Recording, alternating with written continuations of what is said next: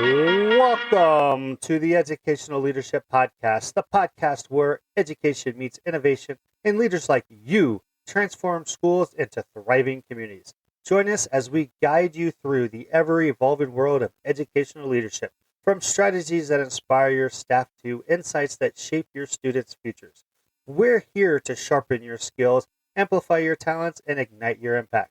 So grab your coffee, a notebook, and most importantly, your growth mindset as we embark on a journey to redefine what it means to lead with purpose and passion. This isn't just a podcast, it's professional development. Let's build better schools together, one episode at a time.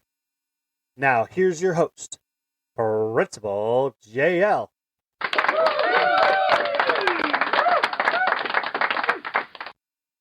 Fun story, everybody. The first time I came across today's guest, Shannon Seale, it wasn't through a conference or a leadership network. It was through TikTok. Oh, yes, TikTok.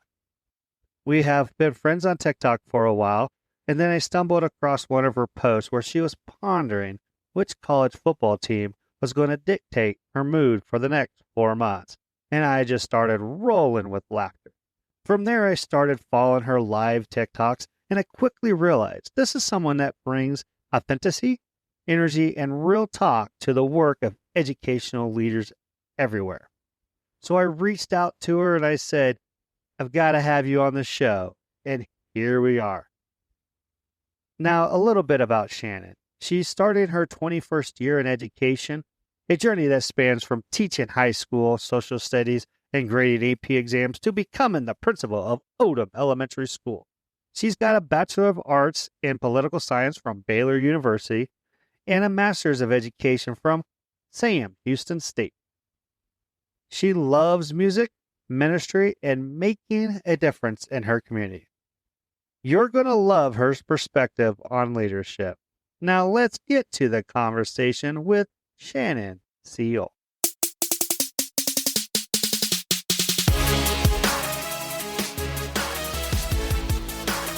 Welcome back, everybody, for another episode of the Educational Leadership Podcast. Hope you guys are having a great day out there. I am so excited today to bring in Shannon Seale. I've been watching her on TikTok, and so, I bring her on the show. I like to learn more about her and kind of what got her into the leadership role. So, Shannon, welcome to the show. Thank you. Thanks for having me. All right, Shannon, I'm going to go ahead and start you off with the same question I ask everybody else on this show. Okay. What inspires you to become an educator? So I always kind of wanted to be a teacher when I was growing up, and I always laughed that that might have been partially because I'm kind of bossy and like to tell people what to do. But as a kid growing up, I always asked my teachers if I could have like the extra worksheets that they had left over. And when my friends would come over, I'm surprised I had any friends because I always made them play school with me. And my mom was a teacher. She's a dental hygienist, and then she went into teaching dental hygiene. And so that was always just kind of, something that was in the forefront of my mind. When I went to Baylor, I did my bachelor's degree in political science, and that was not the route I thought I was going to take, teaching. But my original plan didn't really pan out. And not to say that this was just like a backup plan, but I think it's what I was supposed to do all along. I think that's why the original plan didn't work out. But I knew I wanted to teach high school and government. I had a horrible experience with my high school government teacher, and I knew it was so important. And when I was in college and we had all these crazy things happening in the world, and kind of at the same time that I was taking these political science classes for the first time, and I was like, this could be really interesting and it's very important. So it inspired me to do that particularly. And I love kids. I love working with teenagers. I worked at a youth camp for several years, and my husband and I were in youth ministry at our church for the last 15. So we just love helping kids. Awesome. It sounds like that's kind of like a natural fit, right? So all your Yes. past experiences and kind of led into that. And, I didn't grow up with educators in my family, but my kids have, and I have one that is in education now. So it's kind of neat to see how being in education inspires Yes. the next generation as well. So awesome. Now you're in high school, you're teaching social studies. What are some experiences you have as a teacher that helped you with the leadership role? What are some leadership roles as a teacher that help you kind of formulate, the leadership that you have Um, today? my a lot of the leadership kind of experience that I have didn't necessarily come as a teacher, but I had several other kind of experiences that were put me in leadership positions. I was our, what do you call it? Our department chair at the last high school where I taught.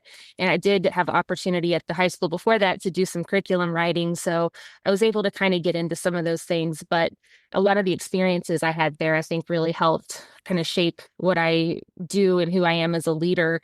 I think one of the biggest things I learned was the importance of diversity. And mostly when we talk about that, we think about racial, but I mean diversity of opinion and perspective and thought and experience and all of that, and how much that plays into the decisions that you make and the counsel that you get and all the things that you do. I feel like I've seen a lot of bad leaders, and that kind of inspired me to do things differently, take some of the experiences that I've had and try to do better, be better. So, Yeah, would you say like watching those leaders that you've kind of watched that you would say, yeah, may not be the best example? mhm. What are some things that you learn from them to say, hey, maybe not do that? One of the things is avoiding conflict. So you can't avoid conflicts. And I love that analogy that, if you keep sweeping things under the rug, eventually someone will trip over it. So you can't avoid conflict. And especially in our job, you have to, confront teachers sometimes and, parents. And there's so many different angles of things that are, going to come out. And you can't just ignore the problems. So that's been a big thing. And another one is you don't want your people to hear from you just whenever it's bad. You have to make good connections too. And I don't ever want my teachers to say like, "Oh, she's here. What is she? I must have done something wrong." I want them to think, "Oh, she's coming in to say hi and tell me good morning, and see how things are going." So mostly, only making contact when it's bad and avoiding conflict. Those are two big things that I saw that I wanted to make sure I did differently. Yeah, that's awesome. I know I had a couple experiences, not to say that my principals at the time were terrible people, they're great people, but there was my first experience as a teacher. The only time I really heard from my principal was there was a problem and they wanted to come Yeah, talk to me about it. So I really enjoy that you want to connect with people, not just, hey, I got to do the hard stuff, but I want to connect with you in the right, good times and the good things as well. And I think that's really important for our staff and our teachers to see us in those different elements, not just when we have to do the hard stuff and have the tough conversations, but to have the great conversations and the right. joy of the job. So I really appreciate you sharing that with us today. So, The other, you know, sorry, the other go ahead. thing that I just thought of something else. The other thing that has really kind of been a huge thing is micromanaging. I despise being micromanaged. So I always tell my teachers, like, look, this is the end picture of what we want. And how you decide best to get there, as long as it's legal and moral and not going to end us up on Facebook. And, as long as I can defend what you're doing, then let's try it. But at the same time, some teachers need a lot more and want a lot more hand holding. So trying to kind of find that balance between, who needs what and who wants you to lead them a certain way. But I try with everything I can to not be a micromanager. This is the end picture, and you help me decide how we're going to get there by doing what you know how to do.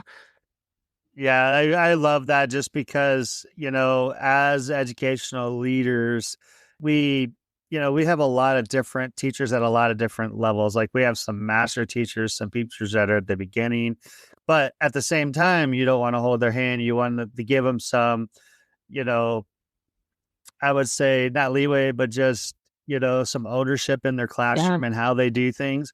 And so I think it's really important to give them that ability to try new things and not be afraid to do the things that you're asking them to do, but yet know that you're there to support them when they are right. struggling. So I really enjoy that you do that. I think a lot of great principals have that trait to where they talk to their staff about, hey, this is the picture, this is where we want to go, decide how to get Hmm. there because there are a lot of different avenues, but as long as you do things a certain way, we'll be in good shape. So I really appreciate Right. you sharing that with us today.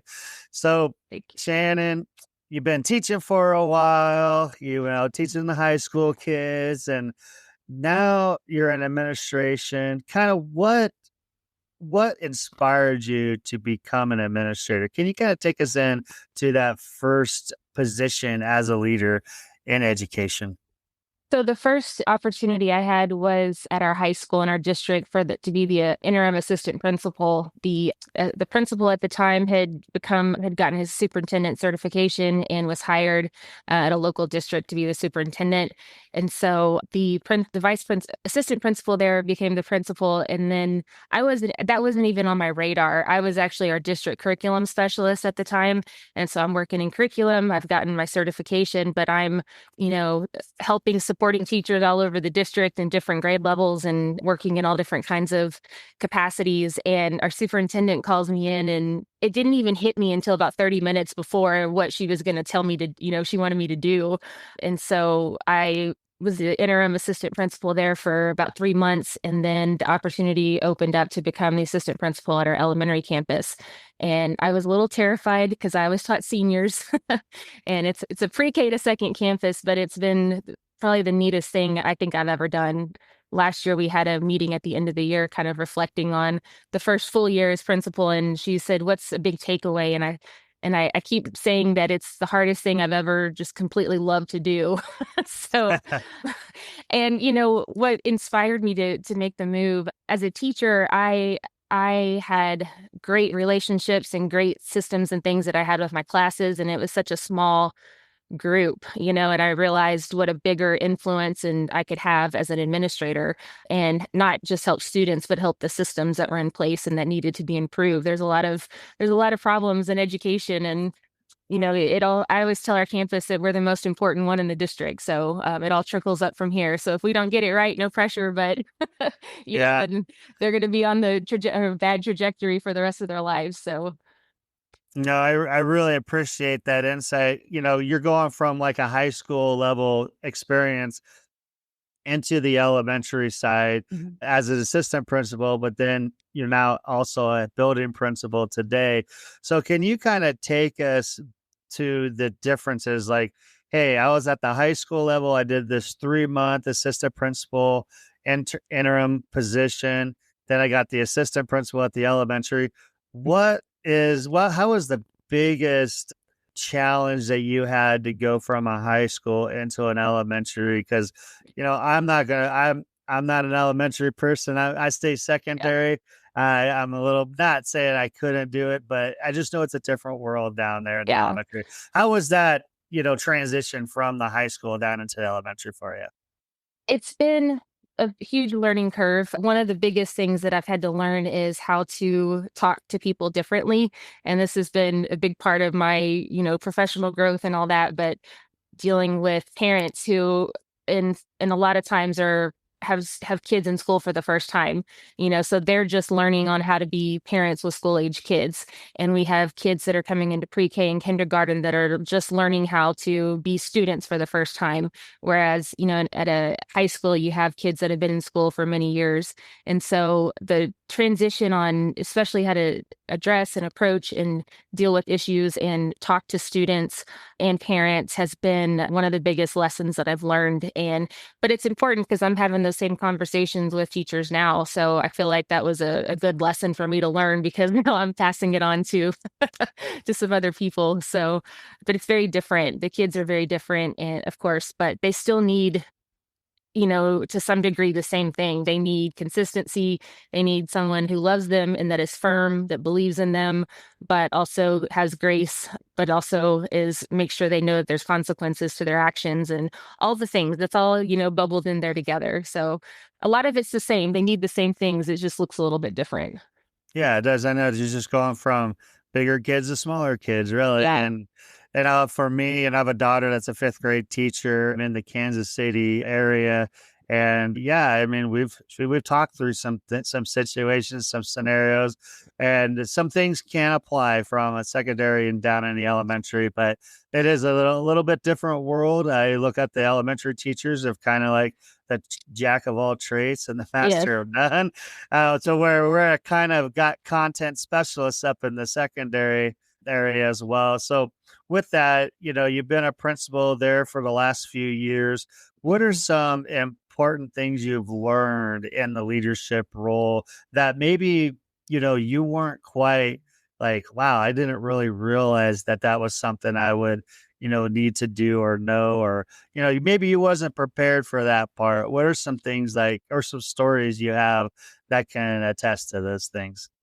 Well, I don't know that anything can fully prepare you. One of the assistant principal at our high school had asked me like, how, like, did you feel prepared? And, how long would you have liked to have been an assistant principal before you became a principal, ideally? Because I think I had like 8 months.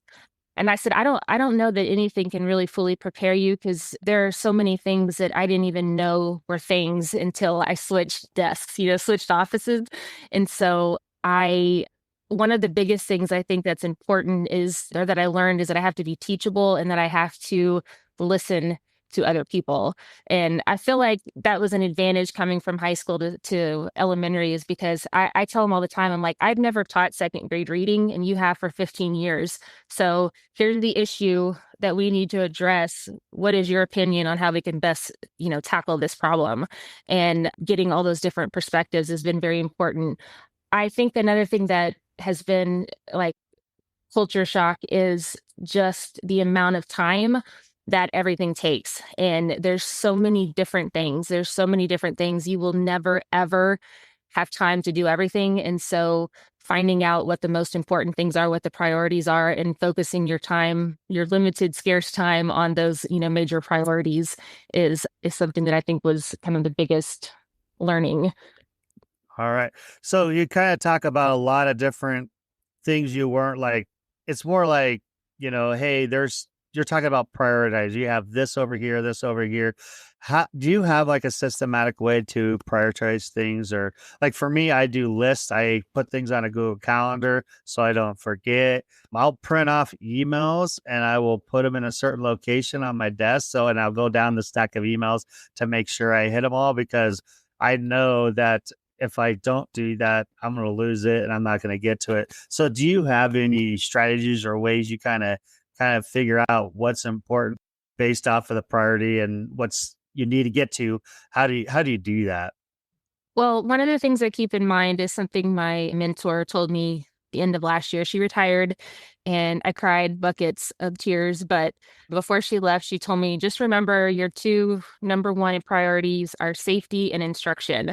And so I tried to do everything through those lenses, is think of, the safety is a priority, and then making sure that they have good quality instruction and they leave here knowing how to read and do basic math. They're, then when they go into third grade, that they're ready for their STAR test, and they're ready to be accomplish things as they move on. So I make a lot of lists. I have diagnosed myself with ADHD this past year. I always suspected, but then as all the different things came in, I was like, I really think I have ADHD, like, very badly. So I do everything in Google and Outlook calendar. So the teachers give me a hard time and they, it's Sunday afternoon and they get all the calendar invites for the week. It's like, I put everything on the calendar. If we have a meeting, it goes on the calendar. If a kid has lunch detention, it goes on the calendar. If I have a meeting, it goes on the calendar. Every single thing. And I set a lot of alarms just to make sure that I don't, because it's easy to get caught up in all the other things. And by the time I was going to get into this classroom and, observe this teacher, and she wanted some feedback on her classroom management. So I intended to do that in her morning block, but then I got tied up with these emails and things I'm doing. So just, I set a lot of alarms. I set Outlook calendar. I make a lot of lists. And I always, if anything comes my way, I try to remember those two top priorities in terms of what my job is. And then I try to delegate some things too. I've got an awesome assistant principal. I only have her there though 2.5 days a week. I share her with another campus. And so, but whenever she's there, a lot of the discipline things, she is able to do.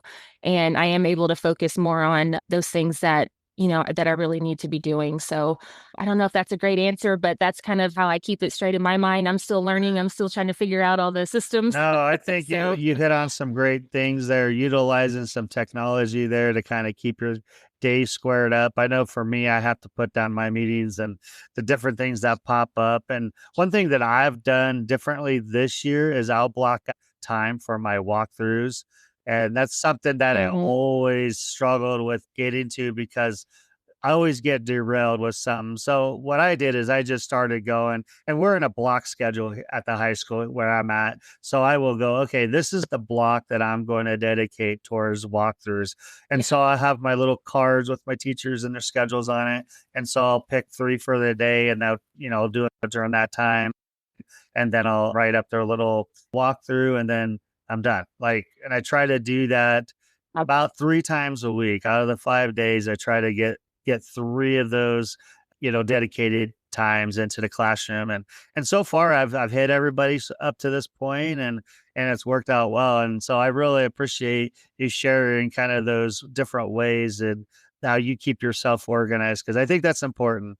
We're Yeah. if you're not staying organized, things will slip through, and things will slip through the cracks even if you are organized. So it's just the way Yeah, it for happens. sure. And as being an educational leader, you'll have all the plans in the world, but then at the same time, when something hits that you have to take care of like right away, you got to attend to it. And so, I know Yeah. for me, just this past few weeks, I feel like I've had some fire hose moments. Like I have my plan, but it doesn't quite work out the way I Yep. wanted to as well. So, with you being a building principal for the last few years, you've been an assistant principal as well. What advice would you give people that are aspiring to become an assistant principal or principal? What advice would you give them before they take that leap? Stay with us. We'll be right back. This podcast is a proud member of the Teach Better Podcast Network. Better today, better tomorrow, and the podcast to get you there. Explore more podcasts at www.teachbetterpodcastnetwork.com.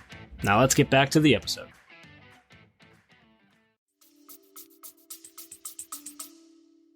The time management is definitely a huge thing. Figure out what the priorities are, but then also, like I mentioned before, be teachable and be humble. Realize that you don't have all the answers, and there are teachers there that could probably do your job better than you could, or at least they know more about, the level and the things that they're teaching than you might. And so always listen to the people you have around you. Seek advice from people that you probably aren't going to agree with, that you may not agree with, because they can give you a really good perspective. And just always, so there's one of the ladies that is a district person that she's on our campus, like her office is on our campus. And she actually used to be the principal at the elementary school there. And so when I have I kind of tend to have these big, crazy ideas sometimes. And so I'll usually go and I'm like, what do you think? Mm-mm. And sometimes she's like, I like it. And one time she was like, that's a bad idea. And I was like, okay. I said, tell me why. And she told me, she's like, I'm sorry. And I'm like, don't apologize. That's why I asked you. If it's a bad idea, it's a bad idea.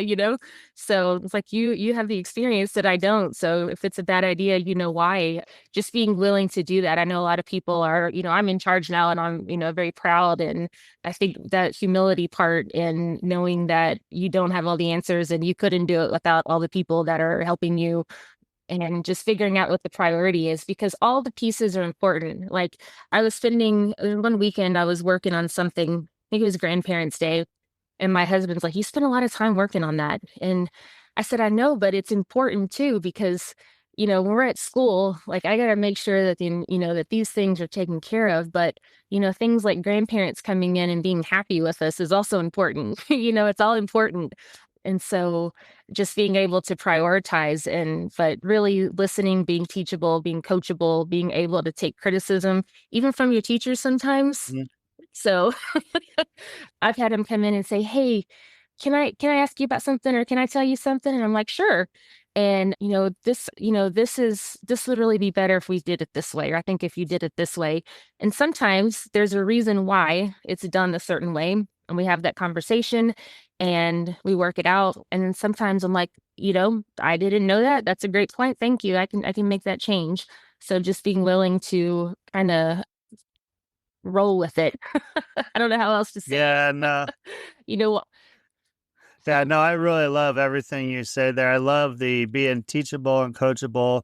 I talk about that all the time with my staff, is to be coachable, or to be someone that's willing to learn, not just from me, but from other people. I know for me with staff, we have a school improvement team, and we really kind of, And I'm open to suggestions. I'm open to their ideas. I'm open to things that I may not think of, but you talk about leveraging the talents of your staff. And I think that's Yes. super important for people to remember because you can't do this job alone. You got to have people to work together. And I kind of look at it as a team effort, is kind of the way I approach Yes. it. Being a coach in football for 17 years and wrestling and track and doing all those things before I even got into being a principal. I just look that team aspect. How are we doing the things we need to go? What is your role? How do you fit into the overall just function of the school and how your part affects everybody else and things like that. So for me, that's kind of where I really love that you talked about those things and leveraging the talents around you, and you're willing to listen and Yeah. to take on their ideas or their suggestions. And I'll have teachers do the same thing, like, "Hey, Mr. Lennon, have you thought of it this way or that way?" And I'm like, Yeah. that's good. It's good conversation. You got to be able to have those dialogues. And the thing is you're all there for the same thing: is A, to get better, Right. but B, to help your kids learn, grow, and go. And so I really appreciate that as I've got well. I've got a really good leadership team. We have a grade level leader from each of the 4 grade levels, and then our sped teacher and our dyslexia therapist and our counselor, assistant principal. And so we meet about once a month and we go through all the things. And there are several times when I'm like, I have an idea. And they're like, oh no. Sometimes it's Yeah. crazy. I'm like, it's kind of crazy. What do y'all think? But I don't ever have a giant idea that's going to completely, do things differently that I don't run through them first. And I tell them in the very beginning, I said, I will always get your input and feedback. I said, it may come a time though, whenever I have to make a decision that we didn't agree with. And, y'all have to be okay with that too. And trust me and, know that there's some things that sometimes I know that everyone doesn't know. But I love the team thing too, and I always try to use that as an analogy because high school basketball, my senior year, we made it to the state championship game and we had a great team. And I was about a 4 or 5 minute a game player where I gave the stars their kind of break. That was me. So I was the cheerleader on the side and I was a really good practice player. And I remember though, my dad had a conversation with one of my teammates' dads, and his daughter was one of the stars, and she was a couple years younger than me.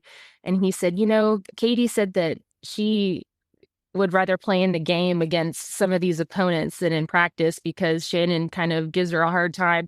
And I wasn't like bullying her, but I made it my goal to make her better. If I'm not going to play as much as she is, then my goal was to toughen her up because she was a great jump shot, but she was also kind of wimpy underneath, in the paint. So I was like, we're going to toughen you up, girl. And that's what I took on as my role. And so just everyone knowing the job that they have. And if I always emphasize every single person here is important. If you're not here, there's a piece missing and there's something that will, that doesn't get done or won't get done as efficiently or won't get done correctly. And not to say you can't take your time that you have and that you need, but everyone's job is important no matter what it is, whether it's a 5 minute a game player who pushes around the star on the, in practice to toughen her up, or if you're the star that's going to make 30 points a game. So, I think that's great. I know you kind of hit on some things there. Is just, hey, if you know your role, you're going to do that role the best to your ability because you help yes, the overall, goal of the team or the goal of the organization. In our case, it's building, our schools up to make them the best they can be. I always like to say, our goal is to be the best high school in the state of Nebraska. That's our goal, and not just Nebraska, but the nation as well. And so that's the mindset that I have my staff. But I also love how you talk about, everybody's got a role, but in a school, there's a lot of things that make the school run. It's not just the teachers doing their part. It's, we have administrative right, assistants, we have, like you said, assistant principals, we have custodial staff, we have, oh my gosh, tech staff, we have, our paraprofessionals, all our different things have to work together. And, there's Yes. I always look at my job as to manage people. It's like I'm Yes. managing people and making sure that the systems that are in place are running correctly and running smoothly so Yes. we can be efficient and effective as an overall school for the betterment of our kids and our community. And that's the overall, mindset that we have. And do you have a similar mindset there at your school? Yes, for sure. And I tell people too, I said, again, if you're sick, I'm not trying to shame you into not coming to work when you're sick, or taking care of your family things. I said, but just keep this in mind, you can walk with crutches, right? But you're not going to walk as well as you can with a full healthy, you know, body of everybody with all the pieces working like it's supposed to. We can walk on our hands, but that's not what our hands were meant to do. So we can function sometimes with, different, if someone has to be out, we can function. It just doesn't function as well as we all do, and we're all here doing our part. And that's the point I was trying to Yeah. make. So I love it. I love it. I know I tell my staff is, yeah, there's times where you gotta, you're sick or whatever. And just know that we have people that are going to step in and do the best they can. And we do a lot of cross coveraging, and that's not the most popular thing because we're low on subs, but yeah, we do the best we can. But at the same time, when everybody's there, everybody's working together, that's where the magic happens. And yeah, that's what I love watching is the magic happen for our school. Now, one of the ways I kind of ran into you, Shannon, was TikTok. I've been on TikTok for a yeah. little while now, and we've kind of follow each other, and I've been watching some of your live TikTok feeds. Something that I haven't really gotten into much yet. Maybe I'll try it. I don't know, but what inspires you to just, hit the record button, go live and share your experiences with others? I've been on TikTok for a while. I think I got an account like in 2020, and I was just kind of mostly an observer. I did some things with my dog. Mostly I joined in 2020 during the pandemic. My dad had passed away in 2020, and then we went right into the COVID lockdown and all that. So I kind of got on TikTok as a way to just to laugh at something, have something to laugh at. But this summer is really when I started to kind of see how people use it to connect with other people. But then also, I mean, let's be honest, a big part of that was, to make some money. But I spend a lot of money on people. Like, I feel like I'm very generous, and so if I could just have another way to, help, you know, fund that generosity, I like to do stuff for, the staff. I like to, order stuff for them and buy stuff for them. And so it's not all selfish. I do have a bad shoe habit, but part of it was monetization. The other part of it was just the connections and learning from people. I love to learn from different people. I love to get ideas. So I've been able to connect with a lot of teachers. And I'll ask them like, hey, what do you think about this? Or what's the best way to go about this? And so that I can find other ways to help support my teachers in ways that I may not be familiar with. So it's a great for all of that. I've met some awesome people, and anyway, I was telling my husband, I was like, well, my TikTok friend, and he's like, your TikTok friend. I was like, yeah, I have friends on TikTok. Right. So I think that's great. I think that's great that you're able to utilize the platform to aid, kind of like your own special or kind of like your own professional development to where you're learning from other yes, people. And I know for me doing the podcast, this is kind of like my professional development. I'm meeting a lot of yes, different people from all over the nation, as well as of course, the great state of Nebraska as well. And I'm just learning lots of different things that people are doing. But also, I get affirmation on the things that we are doing and going, you know what? We're yes, doing some of the things that these schools that are considered like blue ribbon schools are doing. And so I really enjoy just learning from other people. And then the main purpose of this podcast is to share educational leadership stories and about their journey.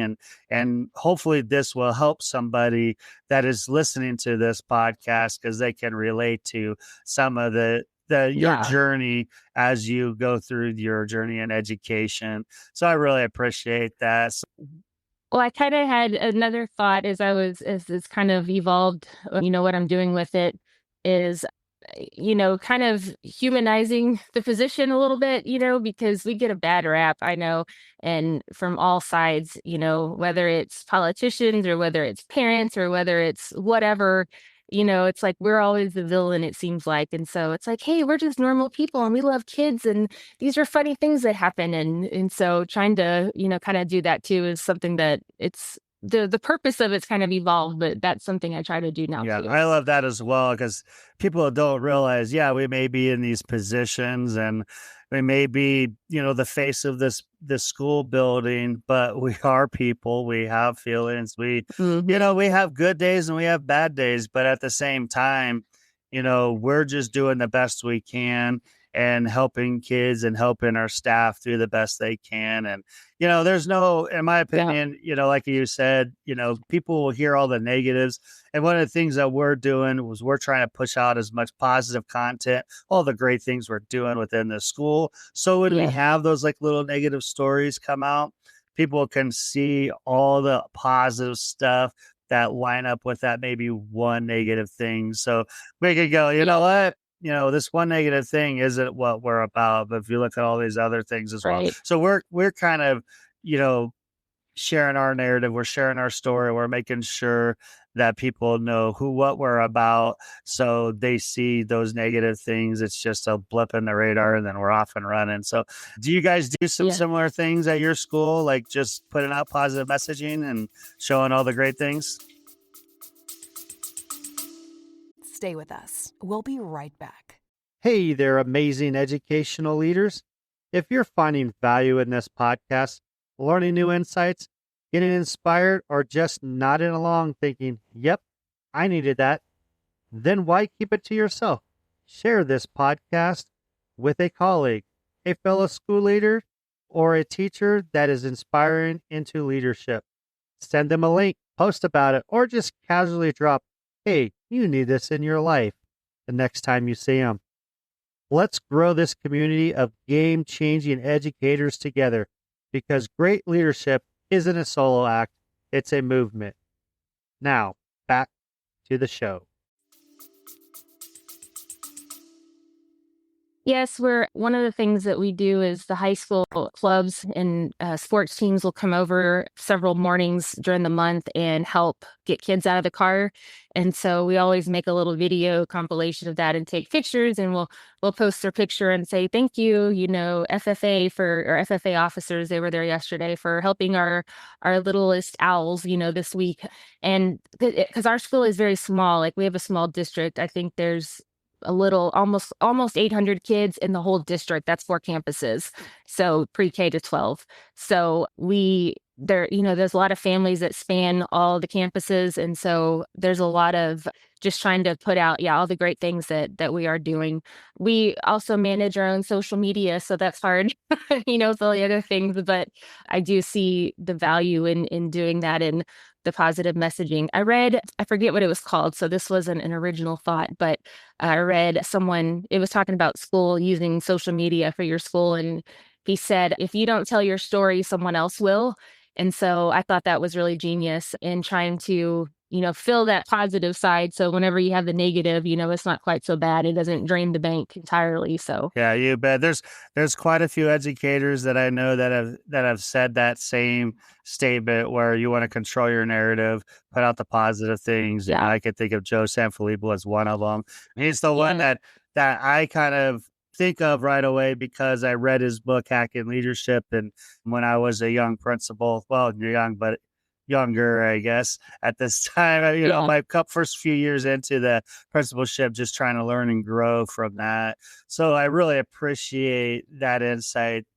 Now, you've been in this profession for a while. What are some things that excite you for the future of your position here? Looking ahead, there's a couple of things. When I originally got my master's degree and went in to get my certification, my master's degree is actually in curriculum. It's not in educational leadership. And that's something that I feel like I'm really passionate about. And I'm just, what the kids are learning and, how it's being taught at curriculum and instruction. And so I did 2 years as a curriculum specialist before I went into administration. And a lot of the jobs that I saw that I was interested in, even at like the district level, wanted you to have that campus level administrator experience. And so I was never really sure how much I would enjoy it or not. It was one of those things that was kind of like, oh, I don't know if I want to do that or not, but I've loved it. So it's kind of muddied my vision in terms of what I want to do in the future. Because originally I was like, well, I'm going to, do the couple of years that I need to and then move on. But I'm not ready to move on. I don't want to yet. There's things I still want to do here on my campus and in general. So I'd love to get my doctorate. I'd love to do it in curriculum instruction. There's two programs I'm looking at. One is at Texas A&M and the other is at the University of Alabama.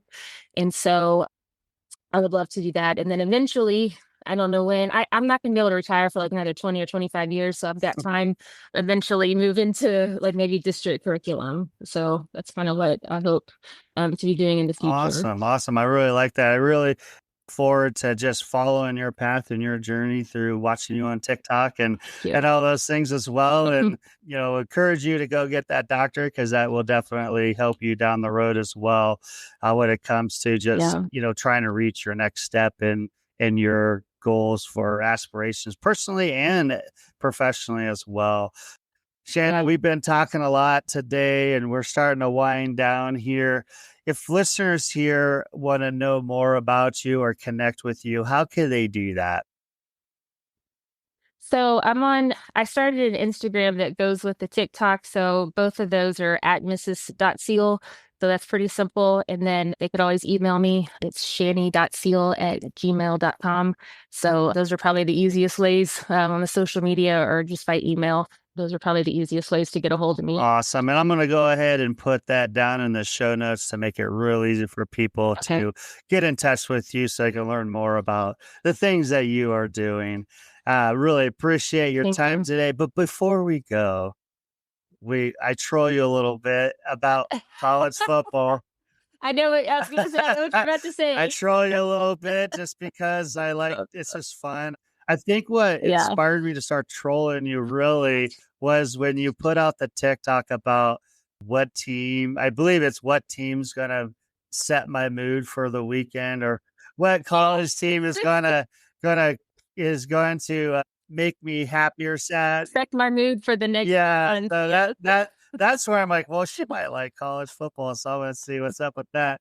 So I troll you a little bit. So if people don't know or haven't followed you much, you are a big college football fan from what I've learned from trolling you. So what is your favorite team, and do you have a favorite college football member?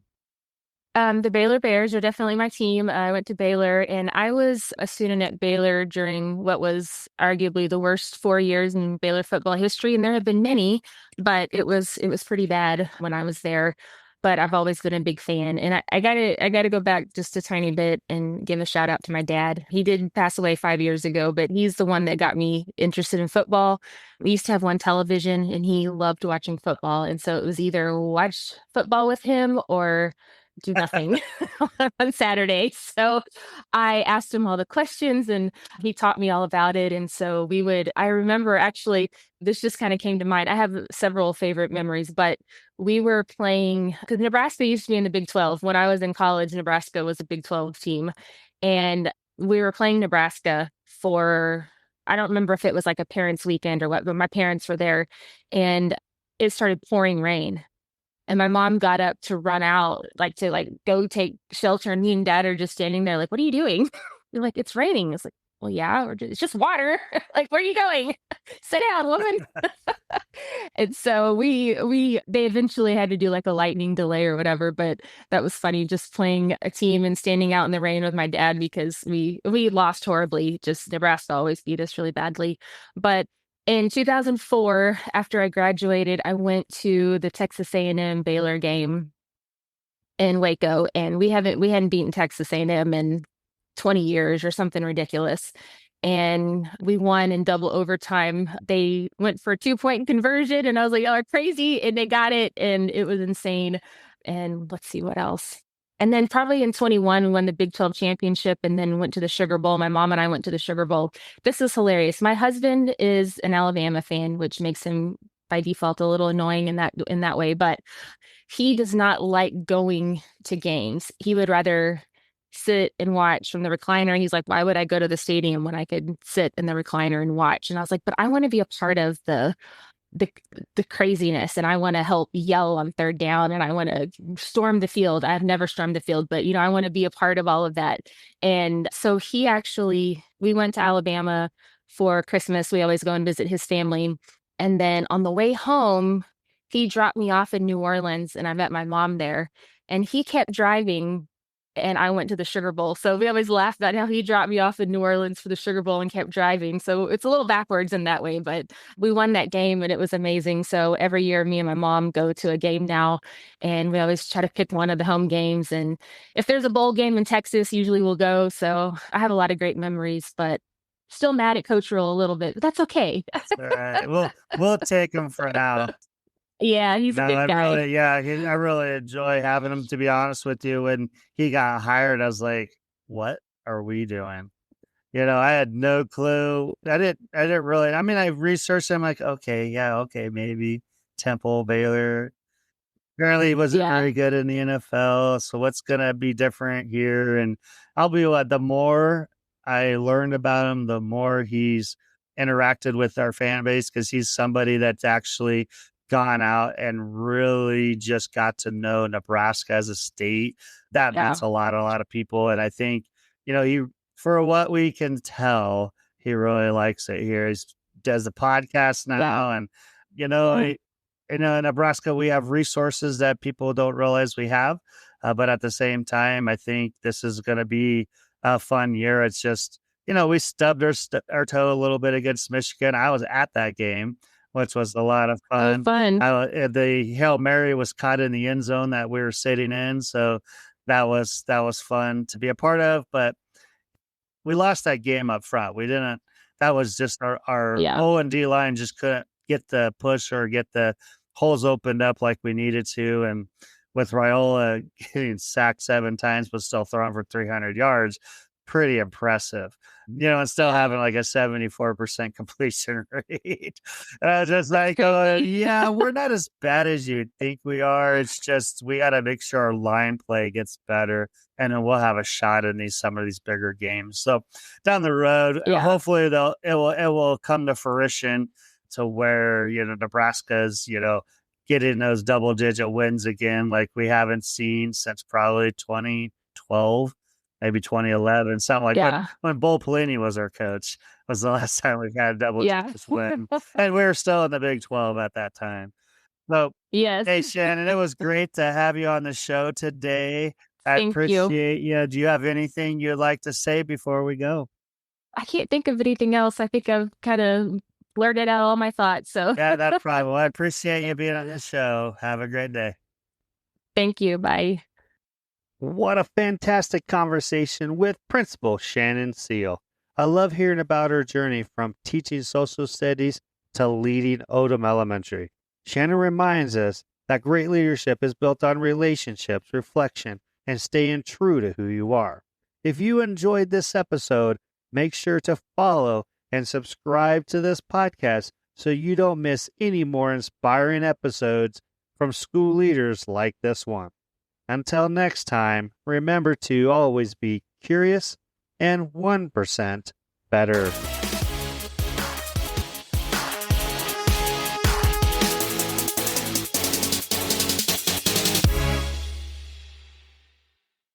Thank you for sticking around to the very end of this episode.